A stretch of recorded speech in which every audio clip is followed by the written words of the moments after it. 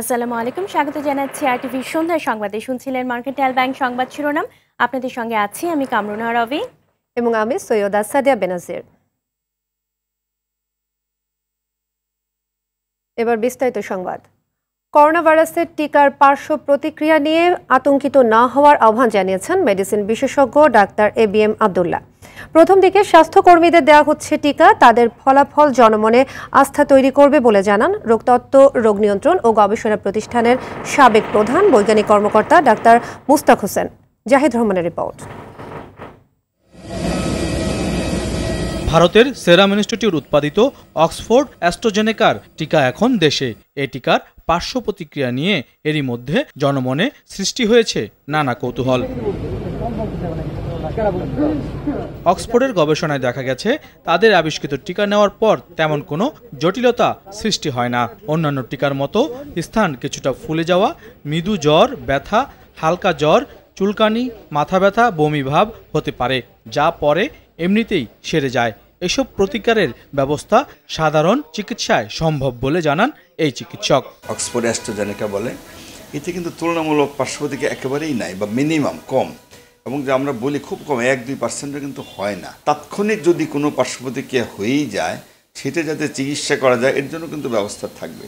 আগামী মাসে শুরু হবে দেশে করোনা টিকার প্রয়োগ। প্রাথমিক অবস্থায় চিকিৎসকরা নিলে তাদেরকে পর্যবেক্ষণ করা হবে বলে জানান IEDCR এর সাবেক এই কর্মকর্তা। স্বাস্থ্যকর্মীরা প্রথমে টিকা নিচ্ছেন, অনেকের জন্য জরুরি, তারা কৌতূহল নিয়ে পর্যবেক্ষণ করবেন যারা টিকাটা পাচ্ছেন তাদের কি অবস্থা হচ্ছে। নিশ্চয়ই এটি মানুষকে আশ্বস্ত করবে। জটিল রোগে আক্রান্তদের এই টিকা আপাতত না নেওয়ার পরামর্শ তাদের। প্রতি বছরই আমরা শিশুদেরকে টিকা দিয়ে থাকি, গর্ভবতী নারীদের টিকা দিয়ে থাকি, এভাবেই সমাধান করা হয়ে থাকে। এটা একটা নতুন ঘটনা নয়। আমরা শুরু করি, আমরা পর্যবেক্ষণ করি কতটুকু কার্যকরী হয়, কতটুকু পার্শ্বপ্রতিক্রিয়া হয়, এগুলো কিন্তু 1-2 মাসের মধ্যে ক্লিয়ার হয়ে যাবে। টিকা নিয়ে কোনো রকম গুজবে সাড়া না দেওয়ার আহ্বান জানিয়েছেন স্বাস্থ্যমন্ত্রী। সমালোচনা আমরা দেখেছি, কিন্তু আমরা সেই সমালোচনায় কান দিইনি। আমরা কাজ করে গিয়েছি, মানুষের পাশে আমরা ছিলাম। যাদের দরকার তারা আগে ভ্যাকসিন পাবে। টিকাদানেও সরকার সফল হবে বলে জানান মন্ত্রী। জাহিদ রহমান, RTV, ঢাকা। প্রধানমন্ত্রী শেখ হাসিনা, খালেদা জিয়া ও রওশন এরশাদ একসঙ্গে করোনা টিকা নিলে ঐক্যমত তৈরি হবে, এমনটা জানিয়ে গণস্বাস্থ্যের প্রতিষ্ঠাতা ডক্টর জাফরুল্লাহ চৌধুরী বলেন, আস্থা বাড়াতে প্রধানমন্ত্রীর আগে নেওয়া উচিত। সরকারি ভ্যাকসিন শেষ হওয়ার আগে বেসরকারিভাবে আমদানির অনুমতি দিলে ভেজালের পাশাপাশি মুরগির ভ্যাকসিন কোভিড বলে চালিয়ে দেওয়ার সম্ভাবনা রয়েছে। সকালে রাজধানীর ধানমন্ডিতে গণস্বাস্থ্য হাসপাতালে আলোচনা সভায় তিনি এসব কথা বলেন। এয়ার বাদলের রিপোর্টে থাকছে বিস্তারিত। এরই মধ্যে দেশে আনুষ্ঠানিকভাবে ভারত থেকে প্রায় 20 লাখ করোনা ভাইরাসের টিকা এসে পৌঁছেছে। এই টিকার প্রয়োগ কিভাবে হবে তা নিয়ে চলছে নানান প্রস্তুতি। করোনা টিকা প্রয়োগে সুষ্ঠু ব্যবস্থাপনা নিয়ে আলোচনা সভা করে গণস্বাস্থ্য কেন্দ্র। এতে ভ্যাকসিনের মেয়াদ, কার্যকারিতা ও প্রয়োগ নিয়ে আলোচনা করেন বিশেষজ্ঞরা। যাদেরকে ভ্যাকসিন দেওয়া হবে তাদের মধ্যে কোনো সাইড এফেক্ট দেখা যাচ্ছে কিনা সেগুলো কিন্তু ওয়াচ করা হবে। যে দিলাম আর চলে গেল আর কিছু দেখলাম না, তা কিন্তু না। যদি আপনি এখানে একদম বিনামূল্যে না দেন, কিছু মূল্যে যদি দেওয়া হয়, তখন আমাদের ভয় আছে যে বুড়ি গঙ্গার পানি কিন্তু তখন টিকা হয়ে যাবে। এ সময় ডক্টর জাফরুল্লাহ চৌধুরী বলেন, বিনা টেন্ডারে, বিনা বিনিয়োগে একটি বেসরকারি প্রতিষ্ঠানকে 3 কোটি ডোজ টিকা আমদানির বিষয়টি খতিয়ে দেখা উচিত। টিকা বন্টনে করোনা চিকিৎসায় নিয়োজিত চিকিৎসকদের আগে দেওয়ার পরামর্শ দেন তিনি। যতদিন পর্যন্ত সরকারি ভ্যাকসিনটা দেওয়া শেষ না হবে, ততদিন কোনো প্রাইভেট খাতে ভ্যাকসিন আমদানি করতে দেওয়া উচিত হবে না। আমাদের দেশে দীর্ঘদিন ধরে আমরা মুরগির ভ্যাকসিন তৈরি করি, ওই ভ্যাকসিনেই যে এর মধ্যে ঢুকিয়ে দিয়ে কোভিডের ভ্যাকসিন বলে চালাবে না, তার গ্যারান্টি খেয়ে দেবে। কিন্তু প্রধানমন্ত্রীকেই প্রথম নিতে হবে। খালেদা জিয়ার অনেক রোগ আছে, এটা নিয়েও প্রশ্ন উঠবে। তবে একজন নিলেই হবে, 3 জন আরও ভালো, কোনো সন্দেহ নেই। একত্রে যদি দেখি জাতীয় ঐক্যমত হবে, এটা খুবই ভালো কথা। তিনি অর্থমন্ত্রীকে অনুরোধ করেন এ খাতে গবেষণার জন্য সরকারি অর্থ বিনিয়োগ করতে। গভর্নমেন্ট টু গভর্নমেন্ট, এটা গভর্নমেন্ট টু গভর্নমেন্ট না, এটা প্রাইভেট কোম্পানির সাথে একটা প্রাইভেট কোম্পানি করেছে, বাংলাদেশ সরকার তার উইটনেস করেছে, আর বাংলাদেশ সরকার গ্যারান্টি করেছে আমি টাকা দিয়ে দেব, এবং তাই করেছে। এখানে ভ্যাকসিনকো কোনো টাকা ইনভেস্ট করেনি।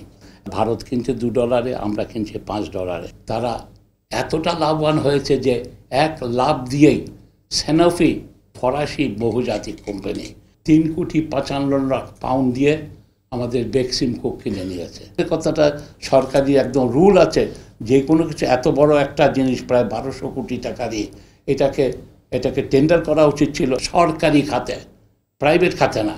এটার জন্য বিনিয়োগ করলে আমরা আমাদের প্রতিটি জনগণের জন্য ভ্যাকসিন প্রাপ্যটা সহজ হবে। আর বাদল, RTV, ঢাকা। ভোজ্য তেলের দাম কমাতে সরকার ও আমদানিকারকদের উদ্যোগ নিতে বলেছে ভোক্তাদের অধিকার সংরক্ষণের সংগঠন ক্যাব।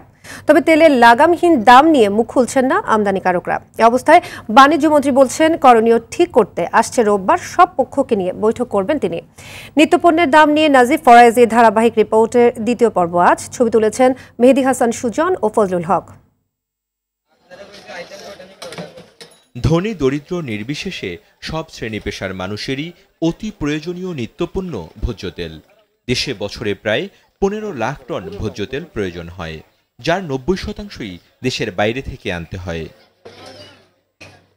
করোনা মহামারী শুরুর পর থেকে আন্তর্জাতিক বাজারে বেড়েই চলছে ভোজ্য তেলের দাম। ট্যারিফ কমিশনের তথ্য বলছে, আন্তর্জাতিক বাজারে অপরিশোধিত সয়াবিন তেলের দাম গত 2 মাসে প্রতি টনে প্রায় $200 বেড়েছে। গেল নভেম্বরের শেষ সপ্তাহে দাম $864 থাকলেও ডিসেম্বরের শেষ সপ্তাহে তা গিয়ে দাঁড়ায় $950। বর্তমানে যা $1056 গিয়ে ঠেকেছে। সংস্থাটির মূল্যায়নে আন্তর্জাতিক বাজারে বর্তমান দামে কেনা বোতলজাত 1 লিটার সয়াবিন তেলের সর্বোচ্চ দাম হতে পারে $152 টাকা, আর তা কার্যকর হবে আন্তর্জাতিক বাজার থেকে কেনার কমপক্ষে 1.5 মাস পর। কিন্তু বাস্তবতা হচ্ছে, পুরনো কম দামে কেনা তেলও এখনকার বেশি দামে বিক্রি করা হচ্ছে। আন্তর্জাতিক বাজারে কোনো পণ্যের মূল্য কমে, তার প্রভাব সাধারণত ধীর গতিতে দেশের বাজারে পড়ে, কিন্তু মূল্য যখন বাড়ে তখন আমদানিকারক এবং রিফাইনাররা খুব দ্রুত মূল্য বৃদ্ধি করে। ভোজ্য তেলের দামটা যাতে নিয়ন্ত্রণে থাকে সেই জন্যে উদ্যোগ নেওয়া প্রয়োজন আছে সরকারি পর্যায়ে। এ নিয়ে আমদানিকারক বড় দুটি প্রতিষ্ঠান মেঘনা গ্রুপ ও সিটি গ্রুপের সঙ্গে বারবার যোগাযোগ করা হলেও দুই প্রতিষ্ঠানের কোনো কর্মকর্তাই কথা বলতে রাজি হননি। বাণিজ্যমন্ত্রী জানিয়েছেন, ভোজ্য তেলের দাম বাড়ায় সাধারণ মানুষের কষ্ট নিয়ে সরকারও চিন্তিত, তাই এ নিয়ে শিগগিরই সব পক্ষের সঙ্গে বৈঠক করবেন তিনি। তবে এটা ঠিক যে পরিমাণ দাম বেড়েছে আন্তর্জাতিক বাজারে, তার একটা প্রভাব তো আমাদের দেশে পড়বেই। আর যখনই দাম বাড়ে, এই বাড়ার সাথে সাথে কিছু ব্যবসায়ীরা সুযোগটাও নেয়। তো আমরা খুব চিন্তা করছি তেল নিয়ে, আমরা খুব কনসার্ন হয়ে পড়েছি। একটু আগেই কথা হচ্ছিল, আগামী রোববার দিন আমরা সমস্ত ব্যবসায়ী আমরা ডাকবো সবাইকে, সব ক্যালকুলেশনের জন্য আমরা ট্যারিফ কমিশনকে বলেছি হিসাব নিকাশ দেন আপনারা, কী প্রাইস আসছে, কী আপনি যেটা বলেন কমতে শুরু করেছে সেটাও দেখবো আমরা। দেখি আমরা 24 তারিখে অ্যাসেস করে দেখি কী হওয়া উচিত আর কি তারা নিচ্ছে। বৈঠক থেকে আসা পরামর্শের ভিত্তিতে পরের পদক্ষেপ নেয়ার কথা জানালেন বাণিজ্য মন্ত্রী। নাজিব ফরায়েজি, RTV, ঢাকা। এদিকে বাজারে পর্যাপ্ত সরবরাহ থাকার পরও বাড়ছে তেল ও চিনির দাম।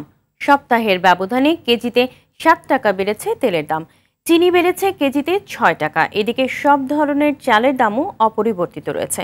বিলাল হোসেনের রিপোর্ট। বাজারে শীতকালীন সবজি পর্যাপ্ত সরবরাহ থাকায় দাম কমলেও বেড়েছে সকল প্রকার তেল ও চিনির দাম। ব্র্যান্ড বেঁধে লিটারে বেড়েছে 6 থেকে 60 টাকা পর্যন্ত। ব্যবসায়ীদের অভিযোগ, তেল ও চিনি উৎপাদনকারী প্রতিষ্ঠানগুলো দাম বাড়িয়ে দেয় ডিলারদের কাছ থেকে বেশি দামে কিনতে হচ্ছে। এক সপ্তাহের ব্যবধানে চিনির দাম বাড়ছে 5 টাকা কেজিতে, তারপরে আপনার সোয়াবিন তেলের দাম বাড়ছে লিটারে 5 টাকা, চাউলের দাম প্রায় বস্তাতে কমছে 50 টাকা, খুচরা কেজিতে এবং কমে নাই। মেল মালিকরা এগুলো সিন্ডিকেট করে দাম বাড়াচ্ছে কমাচ্ছে। অপরিবর্তিত রয়েছে আলু, ডিম, চাল, গরু, খাসির মাংস সহ অন্যান্য পণ্যের দাম। ব্রয়লার ও সোনালী মুরগির দাম কেজিতে 10 থেকে 20 টাকা বেড়েছে। আজকে একটু দামটা একটু বৃদ্ধি মনে হচ্ছে কিছু কিছু ক্ষেত্রে। বাজারে সকল প্রকার দেশীয় মাছের দাম কিছুটা বেড়েছে।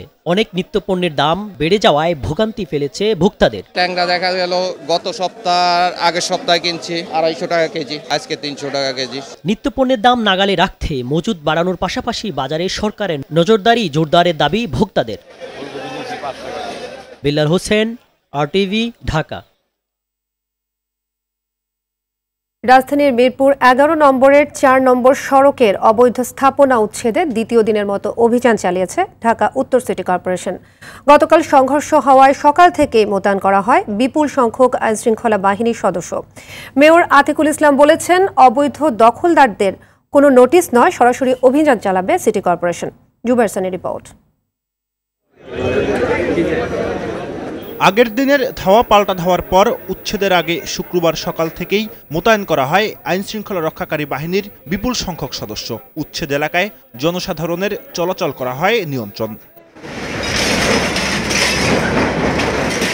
এদিন সকাল 10:30টার দিকে অভিযান শুরু করে ঢাকা উত্তর সিটি কর্পোরেশন। ভেঙে ফেলা হয় বেশ কিছু স্থাপনা, সেই সঙ্গে সরিয়ে ফেলা হয় বৃহস্পতিবার উচ্ছেদ করা জঞ্জাল। গতকালকে যে উচ্ছেদ অভিযান হয়েছিল সেটিরই ফলো আপ। আজকে এই অংশটুকু আমরা ক্লিনিং অ্যান্ড সুইপিং করে জায়গাটা পরিষ্কার করছি। যাদের উচ্ছেদ করা হয়েছে পুনর্বাসনের দাবি জানান তারা।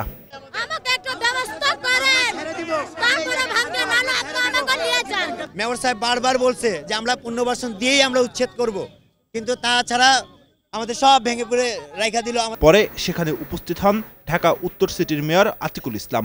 দখলকারীদের বিরুদ্ধে হুঁশিয়ারি জানান মেয়র। এখন সময় আসছে অবৈধর বিরুদ্ধে আমাদেরকে শক্তিশালী হতে হবে এবং কোনো অবৈধ যেন ঠাঁই না পায়। মাননীয় প্রধানমন্ত্রী যেটা বারবার বলেছেন, দুর্নীতির বিরুদ্ধে, অবৈধদের বিরুদ্ধে জিরো টলারেন্স। সেই জিরো টলারেন্সও কিন্তু আমরা শুরু করেছি। আমি বিনয়ের সাথে জনগণকে বলবো, আপনারা আমাদেরকে সাপোর্ট দিন। শিগগিরই সংস্কার করে রাস্তাটি জনগণের জন্য উন্মুক্ত করে দেয়া হবে বলে জানান মেয়র আতিকুল ইসলাম। জুবাইর সানি, RTV, ঢাকা।